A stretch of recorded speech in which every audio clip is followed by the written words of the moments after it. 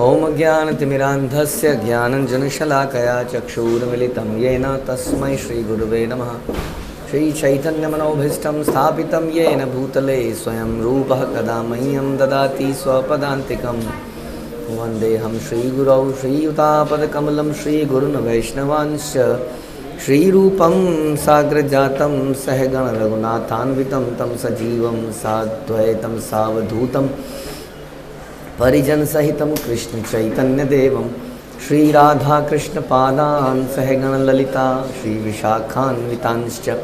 हे कृष्ण करुणा सिंधु दीनबंधु जगतपते गोपेश गोपिका कांत राधा कांत नमस्तुते। तप्त कांचन गौरांगी राधे वृंदावनेश्वरी विश्वभानुसुते देवी प्रणमामि हरिप्रिये। वाञ्छागलबतरूपेश्च कृपा सिन्धुभ्य एव च पतितानां पावनेभ्यो वैष्णवेभ्यो नमो नमः। जय श्री कृष्ण चैतन्य प्रभु नित्यानंद श्री अद्वैत गदाधर शिवासादि गौर भक्तवृंद। हरे कृष्णा कृष्ण कृष्णा हरे हरे हरे राम राम राम हरे हरे। नमो विष्णुपादाय कृष्णप्रेष्ठाय भूतले श्रीमते भक्तिवेदांत स्वामिन्निति नामिने। नमस्ते सारस्वते देवे गौरवाणी प्रचारिणे निर्विशेष शून्यवादी पाश्चात्य देशतारिणे।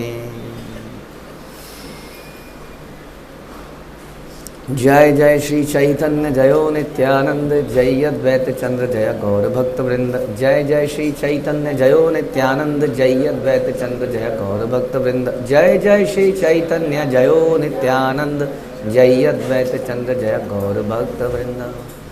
Shri Chaitanya Bhagavat आदिखंड part 3 and 14.132। प्रभु भले विप्र तोमार भागे रखी कथा कृष्ण भाजी बारे चाह सही से सर्वथा। तो प्रभु ने ब्राह्मण से कहा, ये ब्राह्मण कौन है? तपन मिश्र। तपन मिश्र के स्वप्न में एक व्यक्ति आए थे जिन्होंने बताया कि गो टू निमाई। तो वो निमाई के पास आए और अब उनसे बातचीत चल रही है। तो निमाई भगवान बोलते हैं कि हे ब्राह्मण, तुम्हारे सौभाग्य के बारे में क्या कहा जाए? चूँकि तुम कृष्ण की भक्ति करना चाहते हो, यह सबसे उत्तम है। तो हमारे जीवन में सबसे उत्तम यही वस्तु है। नहीं, हमारे कई सारे भक्त डिमोरलाइज हो जाते हैं कई बार। हाँ, क्या है ज़िंदगी में, कुछ नहीं मिल रहा है। कब? जब परिवार वालों से कुछ अनबन हो जाती है, यारी दोस्ती में अनबन हो जाती है,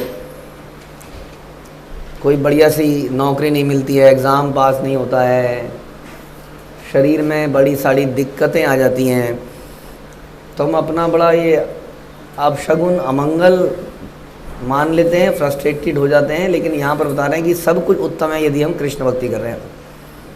तो हमें पेशेंस रखनी होगी। किसी भी अवस्था में हम कृष्ण भक्ति करते रहें, जैसे हम प्रहलाद महाराज के जीवन में देखते हैं। नरसिंह भगवान बहुत बाद में आए, एकदम से नहीं आ गए नरसिंह भगवान। और तब तक वो लगे रहे और ना केवल वो लगे रहे, बहुत सारे और लोग भी जो हिरण्यकशिपु से परेशान थे वो भी लगे रहे अपने अपने लेवल पर। किसी को बंदी बना लिया गया है ना, बंदी बनाने के बाद भी उन्होंने हृदयों से भगवान को नहीं निकाला। तो ऐसे हर अवस्था में वो लोग भक्ति करते रहे और एक दिन उसका रिजल्ट सामने आता है। उसी तरह से शिला प्रभुपाद देखिए, हमारा रशिया के अंदर सॉल्टेड ब्रेड गवर्नमेंट के अपोजिशन के बाद भी वो लोग लगे रहे। गवर्नमेंट ने बोला आप भगवत गीता को बांट नहीं सकते हैं। आप देखते हैं आप कितनी आसानी से भगवत गीता बांटते हैं सड़कों पर, बांटते कि नहीं? वहाँ पर अगर आप सड़कों पे बांटते हुए दिख जाओगे तो पुलिस पकड़ के बंद कर देगी और मारेगी लाठियों से। अब सोचा, आपको पता हो कि आपको लाठियों से पिटाई होने वाली है, तो हम गीता बांटेंगे? मुश्किल काम है बहुत। और केवल लाठियों से ना मारा जाए, फिर आपके नाखून उतार दिए जाएं ऐसे खींच के, और पीठ पे लाठियां मारी जाएं, पीठ तोड़ दी जाए, कमर। ऐसा उनके साथ हुआ। और वो फिर भी देखो जेल में बंद कर दिया उनको। उन्होंने जेल में क्या किया, उनको मिलती थी जुराब पहनने के लिए, क्योंकि वहाँ पर माइनस पता नहीं कितना 30 40 50 क्या डिग्री होता था, इतने टेम्परेचर में उन्हें जुराब मिलती थी। जुराब का धागा निकाल लेते थे और उस धागे और ब्रेड मिलती थी उन्हें, तो ब्रेड की गीला करके उसकी गोलियां बना लेते थे और जुराब के धागे को इन गोलियों के बीच में से निकाल के माला बनाते थे, उससे माला जपते थे। हमारे कई बार बीट बैग में केवल हाथ होता है, माला नहीं होती है। और वो लोग माला बनाते थे, और किससे बनाते थे? ब्रेड से, यानी कि खाते नहीं थे उसको और माला बना लेते थे। तो इस प्रकार से उन्होंने स्ट्रगल किया, और जब भी पकड़े जाते थे तो फिर पिटते थे, लेकिन वो करते रहे करते रहे करते रहे। तो आज आंदोलन यहाँ पर पहुँच गया कि सबसे अधिक भक्तों में से एक जगह कंट्री बन गई वो रशिया। यहाँ भक्तों की बाढ़ है इस वक्त, समझ में आया? तो करते रहना है हमारे जीवन में, ये नहीं कि ये हो गया वो हो गया हम परेशान हैं यार। वो कह रहे हैं कि अगर आप भक्ति कर रहे हैं तो यही सबसे बड़ा सौभाग्य है, सबसे उत्तम वस्तु है। इस शरीर का अंत तो होना ही है, लेकिन इसके बाद क्या होगा वो है question. We should think about future और नॉट। बताइए, आप कहोगे अभी का जीवन तो बेकार जा रहा है ना प्रभु जी, आगे जाके होगा, जब होगा तब होगा, यावत जीवित सुखम जीवित। बोलिए जी, आगे का सोचना चाहिए कि नहीं सोचना चाहिए? सोचना चाहिए आगे का। आप लोग बताइए, कोई अपने जीवन से आप लोग आगे की सोच रहे हैं कि नहीं? जैसे क्या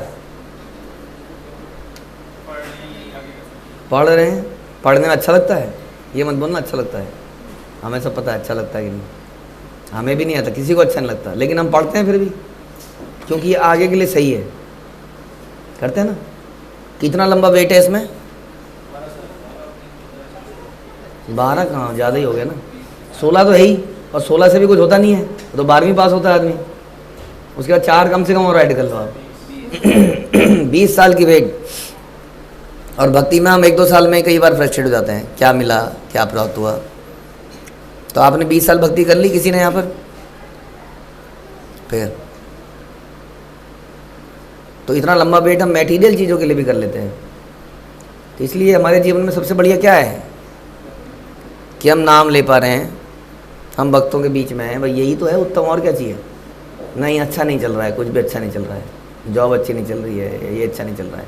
तो उन्होंने उनको समझाया, तपन मिश्र को, कि यही है सौभाग्य।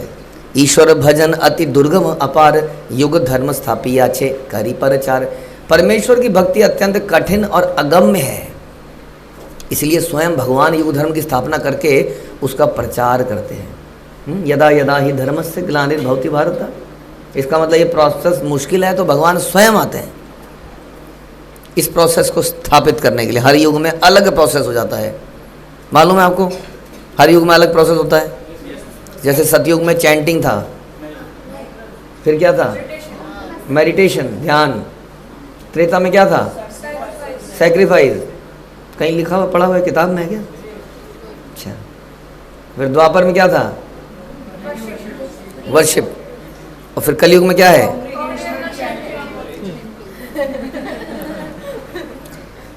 तो ये जो प्रोसेस है, ये इसको स्थापित करने के लिए भगवान स्वयं आते हैं। यदा यदा ही धर्मस्य युगा अवतार लेते हैं वो। तो इसलिए कह रहे हैं कि ये बड़ा मुश्किल कार्य है, इसको स्थापित करने के लिए, युग धर्म की स्थापना करने के लिए भगवान उसका प्रचार भी करते हैं, खुद ही प्रचार भी करते हैं। इसलिए कोई व्यक्ति अगर ये कर पा रहा है तो उससे बड़ा भाग्यवान कोई नहीं हो सकता है। नहीं, मुश्किल कार्य को कोई कर पाए तो इट इज़ वेरी, कितना बड़ा अचीवमेंट हमें लगता है कि हम कोई बहुत बड़ा एग्ज़ाम पास कर लेते हैं। तो माना IIT या CA पास करने की प्रेरणा देने के लिए भगवान स्वयं आते हैं और वो बन के दिखाते हैं, देखिए मैंने डॉक्टर बन गया, देखो मैं IIT, तुम भी बन सकते हो। ऐसा किसी भगवान के अवतार ने किया है? इसका मतलब क्या हुआ कि ये काम मुश्किल नहीं है, वो मुश्किल काम करने की प्रेरणा देने आते हैं आपको।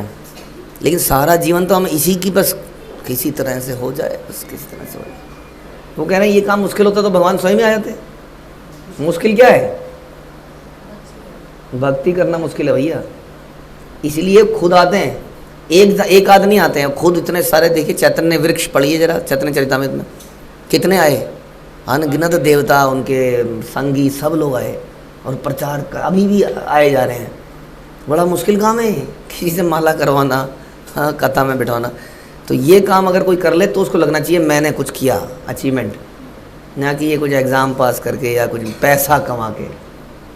नहीं, अनपढ़ बच्चा भी पैसा कमा लेता है। कैसे? बिना रिक्शा चलाए। अरबपति बाप की औलाद बन गए। बताइए, अनपढ़ ही तो होता है बच्चा। बच्चा पढ़ा लिखा होता है, पैदा ही तो है अभी, अनपढ़ है कि नहीं? उसको अपना टॉयलेट करने की अकल भी नहीं है। ऐसे व्यक्ति को पैसा मिलना चाहिए, उसे पैसा मिल जाता है नहीं? फिर तो इसका मतलब पैसा भी कौन कमा लेता है? बच्चा। वो बच्चा नाम जप सकता है, आरती कर सकता है, भगवान की वर्शिप कर सकता है, नहीं कर सकता। उसके लिए उसको ट्रेनिंग की आवश्यकता है। एकमात्र यही एक कार्य है जिसके लिए ट्रेनिंग चाहिए। बाकी कार्य आदमी खुद सीख जाता है, सिखाने की जरूरत नहीं पड़ती है उसको। समझ में आया? लेकिन ये कार्य को सीखना, आप कहोगे कि बहुत सारे कार्य सीखने पड़ते हैं बाबू जी। स्विमिंग करनी सीखनी पड़ती कि नहीं? नहीं पड़ती। जहाँ पे गांव में नदियाँ हैं देखिए, वहाँ अपने आप तैरते हैं लोग। बताओ, गांव के लोगों ने कहीं स्विमिंग सीखी? बताइए। माताओं को भी आती है वहाँ पर। कैसे आ गई लेकिन? बताइए जी, आती है आप लोगों को स्विमिंग? आती है? क्यों आती है? आ गई, गाँव में नदी थी तो आ गई अपने आप। समझ में आया? ऐसे बहुत सारे कार्य हैं, हो सकता है आपको सीखना पड़ा हो। आपको लगता है कि आर्किटेक्चरल ये एक पूरा साइंस है, इसको पढ़ना पड़ता है।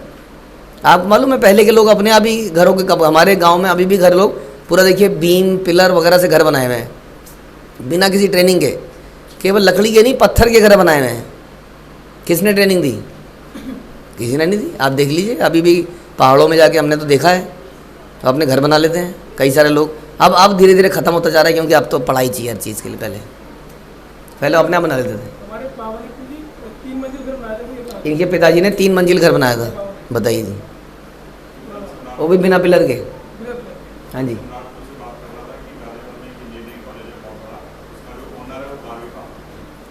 गाजियाबाद का एक बहुत बड़ा इंजीनियरिंग कॉलेज का ओनर, 12वीं भी उसने फिर कैसे ही करी होगी वो कहीं से। MLA भी है। समझ में आया? जिसके लिए हम पूरे ज़िंदगी लगे रहते हैं जिस ट्रेनिंग के लिए, वो ट्रेनिंग अधिकतर कई लोगों को अपने आप सीख जाते थे या सीख जाते हैं भी। लेकिन भक्ति सीखना बड़ा मुश्किल काम है, इसके लिए ट्रेनिंग की ज़रूरत है। तो अगर हम ये कर पा रहे हैं अंडर गाइडेंस, तो ये वाकई में एक उपलब्धि है। चारी युगे चारी धर्म राखी क्षिति तले, स्वधर्म स्थापिय प्रभु निज स्थाने चले। भगवान चारों युगों में 4 प्रकार के धार्मिक सिद्धांतों की स्थापना करने के लिए अवतरित होते हैं और इसके बाद अपने धाम में लौट जाते हैं। भगवान आते हैं, जैसा भी हमने चर्चा करा, और फिर चले जाते हैं। इसी काम के लिए आते हैं। किस काम के लिए? परित्राणाय साधूनाम विनाशाय च दुष्कृताम धर्म संस्थापनार्थाय संभवामि युगे युगे। इस कार्य के लिए, केवल इसी काम के लिए आते हैं भगवान। भक्तों को आनंद देने के लिए। भक्तों को आनंद देना भी वही है ताकि वो भक्ति के कार्यों में लगे रहें। आपने देखा था अगेन मूवी में महाअवतार नरसिंह कि कभी कभी कोई डीमोरलाइज होता था तो दिखता था एक फूल कहीं से आ रहा है ऐसे, और उसको प्रेरणा, हाँ भगवान है। हाँ, अब हमारे पास तो फूल नहीं कर रहा था, हम कैसे मान लें? कितनी चीज़ें हो रही हैं अगर आप देखें तो। हाँ, प्रकृति क्या क्या दे रही है आपको? आलू बुखारा, आम दे रही कि नहीं? फिर क्या क्या नहीं दे रही, मतलब क्या क्या गिने? सुगंधित पुष्प, जिसको हम केमिकल से इतनी बड़ी बड़ी फैक्ट्रियाँ बनाते हैं, कितनी सुंदर लगती हैं वो पहाड़ों की तलहटी में वो फैक्ट्रियाँ जो आजकल खुल रही हैं। हाँ, 4-5 किलोमीटर की फैक्ट्री में जैस्मिन की फ्रेगरेंस बनाई जा रही है मानो, और वहाँ एक जरा सी झाड़ी में जो बड़ी सुंदर लग रही है, वो फैक्ट्री सुंदर लग रही है आपको? हाँ, सारी पहाड़ की शान को ख़राब कर रही है। और एक झाड़ी, हाँ, कितनी इतनी जगह में, और वो कितना जैस्मिन चमेली दे रही है, क्या खुशबू आ रही है। बताइए, समझ में आ रहा है? अगर आप ऐसे सोचेंगे तो आपको लगेगा हाँ दे तो रहे हैं, फूल गिर तो रहे हैं, अभी भी फूल गिर रहे हैं। जैसे आपने देखा कि पृथ्वी महाराज के केस में कि पृथ्वी ने बोला कि मैं कुछ नहीं दूंगी, अब सब बंजर हो गया। इसका मतलब अगर अभी पृथ्वी दे रही है तो इसका मतलब अभी भी वो इतनी परेशान नहीं हुई है, क्योंकि अभी भी भक्तिमय कार्य चल रहे हैं। इसका मतलब भगवान है। अभी हम गेहूँ उगाते हैं तो अंकुरण निकल रहे हैं? नहीं, किसान के यहीं पे निकल रहे हैं? नहीं, अपने घर में उगाओ वहाँ भी निकल रहे हैं। लगाते हैं ना लोग वो कुछ जौ लगाते हैं ना, घर में उग जा रही है, अभी भी उग रही है। क्या करते हो आप कुछ डाल देते हो, कुछ मिक्स डालते हो, केमिकल मिक्स डालते हो, कहीं से दाने आते हो। दाने कहाँ से आते हैं? वही प्रकृति से आए। उन दानों को हम डाल देते हैं कहीं पर, जरा सा पानी वानी दे दिया और वो इतना सुंदर सा निकल आता है। इसका मतलब ये भगवान का दिया हुआ पुष्प है हमको। ये मत सोचिए ऐसे उड़ता हुआ आएगा हमारे पास भी, उसकी ज़रूरत नहीं है उसकी। तो इसलिए इन सब चीज़ों को देख के हम समझ सकते हैं भगवान है और हम पर कृपा कर रहे हैं। तो ये कृपा करने के लिए वो आते हैं, बता रहे हैं। हाँ, धर्म की स्थापना का ये भी एक अंग है कि जो व्यक्ति धर्म कर रहा है उसको कैसे एनकरेज किया जाए, और एनकरेज करने के लिए वो आते हैं कि yes you are doing chanting, congregational chanting, okay I will come and dance with you. तो भगवान ने भक्तों के साथ नृत्य किया। हाँ, कितने साल तक रहे चैतन्य महाप्रभु संसार में? 48 ईयर्स तक भक्तों के साथ विभिन्न प्रकार की क्रियाएं करी, जिसमें भक्तों को आनंद दे दिया। अब हम उनकी लीलाओं को पढ़ रहे हैं, पढ़ के आनंद ले रहे हैं। वैसी कृष्ण लीलाएं करी। तो इस प्रकार से वो आते हैं। आसन वर्णास्त्रयो हास्य गृहणतो अनुयुगम तनु शुक्लो रक्तस्तथा पीत ईदानी कृष्णताम गधा। तुम्हारा पुत्र पहले भी पैदा हो चुका है, ऐसा नहीं है। ये हम आंसर दे रहे हैं हम जल्दी किसी एक वीडियो में, कि लोग कहते हैं कि पहले राम आए और पहले ये आए। अरे गर्ग मुनि ने बोला ये बच्चा पहले पैदा हो चुका है, रक्त में, पीत में, श्वेत रंग में पहले भी पैदा हो चुका है, और अब ये श्याम वर्ण में आया है। और आप कह रहे हैं नहीं जी पहले ये तो द्वापर में आए। वो तो गर्ग मुनि ने नामकरण के समय पर ही बता दिया कि ये लड़का पहले भी आया हुआ है कई बार। हाँ, अब वो लड़का पहले भी कई बार आया था। जब आप यहाँ पर आए थे तो लाल कुर्ते में नहीं थे, आप अपने किसी कपड़ों में आए थे कि नहीं? हम कहेंगे नहीं ये आप अभी पैदा हुए 6 महीने पहले। नहीं प्रभु जी, मैं पिछले साल भी टेस्ट देने आया था, मैं फेल हो गया था, इस बार पास हो गया। पहले भी कई बार आएगी नहीं, आदमी कपड़े बदल बदल के आता रहता है। और हम बोले नहीं जी ये तो अभी आया है। अरे पहले भी आया था, गर्ग मुनि ने बोला पहले पीले कपड़े पहन के आया था। हाँ, या पीले पहले कपड़े पहन के आएगा चैतन्य महाप्रभु के रूप में। पहले ये रक्त में भी आ चुका है, या आगे कहिए कि ये तो साइकिल है, पहले और बाद का क्या कंटिन्यूसली चल रहा है। कभी श्वेत में, कभी रक्त में, कभी येलो में, कभी ब्लैक में, आता रहता है। अच्छा, आपने वो बनाया कभी लाइन खींची? लाइन का कोई बिगिनिंग पॉइंट और एंड पॉइंट कुछ कहते हैं उसको मैथमेटिक्स में? लाइन का भी नहीं होता, तो किसका होता है फिर? हाँ, लाइन सेगमेंट का होता है। अच्छा, सर्कल का? मैथ्स पढ़िए आप लोगों ने? सर इसमें साइंस का है क्या? है सर्कल का कुछ है यहाँ पे? इस पंखे का बिगिनिंग पॉइंट कौन सा है? अच्छा, नीचे है। अच्छा, तो ये ऊपर क्या है? ये एंड है? बिगिनिंग कहाँ है इसका? जब बिगिनिंग नहीं है तो जो चतुर्युग हैं वो कभी खत्म हो जाते हैं और कभी चलते हैं। ऐसा सुना आपने कि चतुर्युग खत्म हो गए? वो तो हमेशा ही चल रहे हैं। तो आप कैसे कह सकते हैं कि बिगिनिंग में त्रेता वाले बड़े हो गए और द्वापर वाले छोटे हो गए? क्योंकि कोई बिगिनिंग पॉइंट ही नहीं है, ये तो कंटिन्यूस चल रहा है। तो कैसे डिसाइड करें? आपने बोला इस त्रेता में राम आए, तो त्रेता से पहले क्या हो गया होगा? सतयुग। अगर मैं बोलूँ फिर तो नरसिंह भगवान पहले आए थे, तो नरसिंह भगवान बड़े हो गए। और नरसिंह भगवान से पहले क्या आया होगा? कलयुग आया होगा। तो ये बता, कलयुग पहले आया? कलयुग में जो भगवान है, नहीं उस कलयुग से पहले क्या आया होगा? द्वापर। तो कैसे खत्म करें इसको? समझ में आया? तो गर्ग मुनि ने यही समझाने का प्रयास किया था। किसको? नंद महाराज। कलयुग धर्म है नाम संकीर्तन, चारि युग के चारि धर्म जीवेर कारण। कलयुग का युग धर्म भगवान के पवित्र नामों का संकीर्तन है। चारों युगों के 4 धर्म साधारण जीवों के उद्धार के लिए ही स्थापित किए गए हैं। तो कलयुग का क्या है धर्म? पवित्र नामों का संकीर्तन कलयुग का धर्म है। मेडिटेशन नहीं है कलयुग का धर्म, ध्यान रखिए। शास्त्र में लिखा है, श्रीमद् भागवत में भी श्लोक है। कृते यद या यतो विष्णु त्रेता, ये आ गया श्लोक, आ गया त्रेतायाम यजतो मखे द्वापरे परिचर्यायाम कलौ तद्धरि कीर्तनात्। भगवान कलयुग के महान दोषों को कैसे नष्ट करते हैं? राजा परीक्षित के इस प्रश्न के उत्तर में सुखदेव गोस्वामी कलयुग की अनेक बुराइयों के बीच उसकी एक महान विशेषता भी बताते हैं। सतयुग में भगवान विष्णु का ध्यान, त्रेता में यज्ञ, द्वापर में पूजा अर्चना से जो फल मिलता था वो कलयुग में मात्र हरिनाम संकीर्तन करने से मिल जाता है। अतएव कलयुग नाम यज्ञ सार, आर कौन धर्म कैले नाही है अपार। इसलिए कलयुग में समस्त धार्मिक सिद्धांतों का सार भगवान के पवित्र नामों का यज्ञ ही है। किसी अन्य धार्मिक पद्धति को अपनाकर मनुष्य मुक्ति प्राप्त नहीं कर सकता। समझ में आया? लेकिन फिर भी लोग मान नहीं रहे इस बात को। कुछ यज्ञों के पीछे पड़े हुए हैं, कुछ मेडिटेशन योगा मेडिटेशन करने के पीछे पड़े हुए हैं। नहीं समझ में आ रहा उनको। तो ये प्रोसेस यही है, इसी से आपको मुक्ति प्राप्त हो सकती है। इसलिए सबसे इंपॉर्टेंट क्या हो गया हमारे लिए? Chanting and congregational chanting and individual chanting, congregational chanting. और सबसे ज़्यादा निरुत्साहित व्यक्ति तभी देखा गया है। ना तो पर्सनल चैंटिंग में उत्साहित है, ना वो कॉन्ग्रीगेशनल चैंटिंग में उत्साहित है। कॉन्ग्रीगेशन में तो अगर 2-4 लोग चिल्ला के बोल रहे हैं तो बाकी लोग तो संगीत का आनंद लेते हैं खड़े होके। बाकी बोल ही रहे हैं तो फिर हम क्यों बोलें? हाँ, और यही कलयुग का धर्म है। बताइए, समझ में आ रहा है आप लोगों को? क्या समझ में आया? नहीं तो क्या होगा? नहीं तो हम कर ही नहीं रहे भक्ति।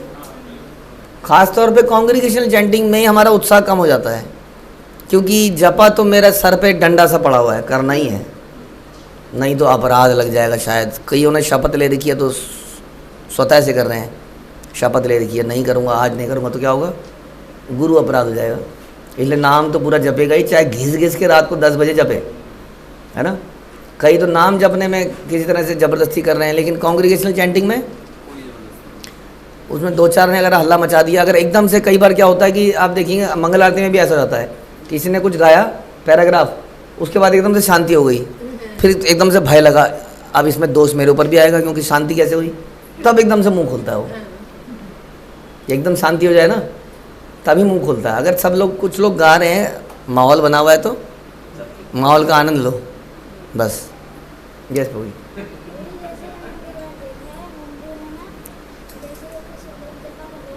जपा कर रहे होते हैं मंदिर में,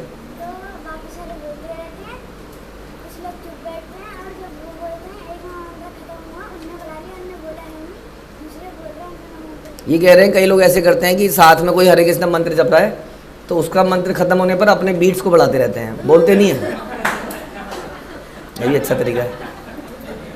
ओके, तो ये माला वास्तव में आप उसके लिए कर रहे हो, फिर ये आपके में काउंट नहीं होगी। रात्रि दिन नाम लय खाई ते सोई ते, ताहर महिमा वेदे नाही पारे दीते। जो भक्त दिन रात भगवान के नाम का जप करता है, यहाँ तक कि खाते और सोते समय भी उसकी महिमा का पूर्णतः वर्णन वेद भी नहीं कर सकते। ये देखिए जी, अगर आपको इतना ग्लोरियस व्यक्ति बनना है कि वेदों में आपका नाम आए, या वेद भी कहे कि हम इस आदमी के बारे में नहीं बता सकते भैया, तो क्या करना पड़ेगा? बताइए जी, प्रभु जी क्या करना पड़ेगा अगर इतना बड़ा व्यक्ति बनना है तो? हाँ जी, आप दोनों बताइए। सोना पड़ेगा? तो क्या करना पड़ेगा जी? भक्ति भगवान की। जनरलाइज स्टेटमेंट नहीं बोली। अभी क्या बोला हमने? ये भी नहीं बोला हमने हरिनाम संकीर्तन, गलत आंसर। क्या बोला हमने? अरे भैया, खाते सोते दिन रात जो नाम जपेगा उसका वर्णन वेद भी नहीं कर पाएंगे। और आप लोग फेमस होना चाह रहे हैं, अखबारों में आपका नाम हो, कोई आपका इंटरव्यू लेने आए, वो कह रहे हैं कि वेदों में छपेगा। अखबार तो रद्दी में चले जाएंगे, वेद रद्दी में डालता कोई? आज तक है। सोचिए, वेद व्यास ने कब लिखे? 5000 साल पहले लिखे, बताइए, और आज तक हैं। तो आपकी ख्याति कब तक आएगी? कितनी आएगी ख्याति? सोचिए। उसके लिए ये करना पड़ेगा, क्या? हरिनाम चलता रहे, भगवान की ग्लोरिफिकेशन चलती रहे। सोनम मिश्र कल युगे ना, ये सब भगवान तपन मिश्र को बता रहे हैं भाई दवे। सोनम मिश्र कल युगे नाही तप यज्ञ, ये ही जन भजे कृष्ण तार महाभाग्य। हे मिश्र कृपया सुनो, इस कलयुग में ना तो कोई और तपस्या है, ना कोई और यज्ञ है। जो व्यक्ति भगवान कृष्ण की भक्ति करता है वह अत्यंत सौभाग्यशाली है। और जो भक्ति को छोड़ के चला जाए वो सबसे बड़ा दुर्भाग्यशाली संसार। समझे? चले गए ना आपके कुछ मित्र लोग, क्या हो गए वो लोग? महादुर्भाग्यशाली हो गए, क्योंकि वो अत्यंत सौभाग्यशाली है। समझ में आ रहा है कुछ नहीं? पानी निकल रहा है फर्श में से, निकल रहा है कि नहीं? अच्छी जगह है, घटिया जगह है कि नहीं? बताइए, घटिया जगह है कि नहीं है? अच्छा, इसका आंसर नहीं दे पा रहे, इसका मतलब है। यही एक्सपेक्टेशन था आपसे, लेकिन यहाँ कुछ और बताया गया है।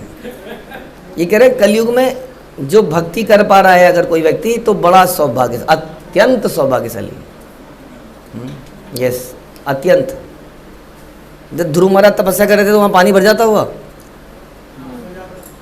भर ही जाता होगा। कीचड़, जंगल में ही है तो मिट्टी है, आपका फर्श मार्बल सीमेंटेड फर्श तो था नहीं।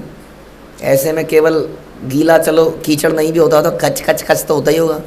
कच कच कच में क्या क्या आ जाता है? बिच्छू, सांप, सब ऐसे ऐसे ऐसे ऐसे।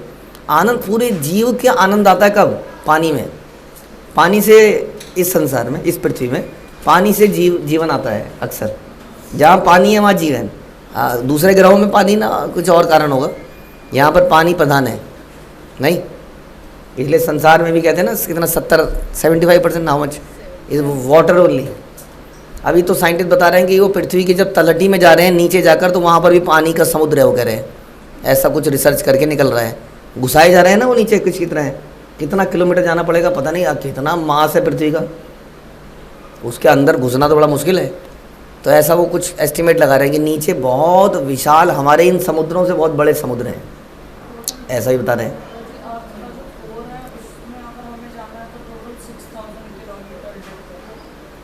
6000 किलोमीटर कोर में जाना पड़ेगा, तो हाँ 6000 किलोमीटर। जो बोरिंग होता है यही तो नीचे जाके पानी सिंपल से आता है। हाँ, मतलब बोरिंग में तो है ही, वो तो खैर 100-200 मीटर में ही है, या उससे भी पहले है कई जगह, तो वो तो है ही। तो हम क्या कह रहे थे कि जहाँ पर पानी है वहाँ पर जीवन है, तो क्यों बोला हमने ये? भूल गए। तो इसलिए बता रहे हैं कि और कोई तपस्या यहाँ पर नहीं है, केवल यही तपस्या। हम कह रहे थे ध्रुव महाराज का बात बता रहे थे कि he was also having that, वहाँ पर भी वो समस्या रही होगी, अच्छी फैसिलिटी तो नहीं थी। प्रहलाद महाराज के पास अच्छी फैसिलिटी थी क्योंकि राजा का बेटा था, लेकिन बेचारा अच्छी फैसिलिटी में रह नहीं पाया, उसको भी बड़ा कई कई जगह फेंका गया, रखा गया। तो सबसे बड़ा सौभाग्यशाली कौन थे? प्रहलाद महाराज और ध्रुव महाराज। इसलिए चैतन्य महाप्रभु हमेशा इनकी कथाएं गाते थे। मालूम आपको, इन दो बच्चों की कथाएं चैतन्य महाप्रभु ने 100 से भी ज़्यादा, बताते 108 बार या समथिंग लाइक दैट बार पढ़ी, with the help of Gadadhar Pandit and all. बार बार इन्हीं कथाओं को पढ़ते थे। ये दो महान शिशु, हमें सोचना चाहिए। और एक और अन्य शिशु के बारे में आप चर्चा कर सकते हैं, नारद मुनि। इन शिशुओं ने हमारे सामने एक एग्जाम्पल सेट किया है कि बच्चे ऐसे होने चाहिए। और महाप्रभु इनसे इतने प्रसन्न थे, स्वयं भगवान इन बच्चों से बड़े प्रसन्न थे, हमेशा इनकी चर्चाएं करते थे, सुनते थे। लेकिन इनका जीवन देखते हैं तो इनका जीवन में बड़े कष्ट थे, लेकिन ये अत्यंत सौभाग्यशाली माने गए क्योंकि इन्होंने कष्टों में भी भक्ति करी।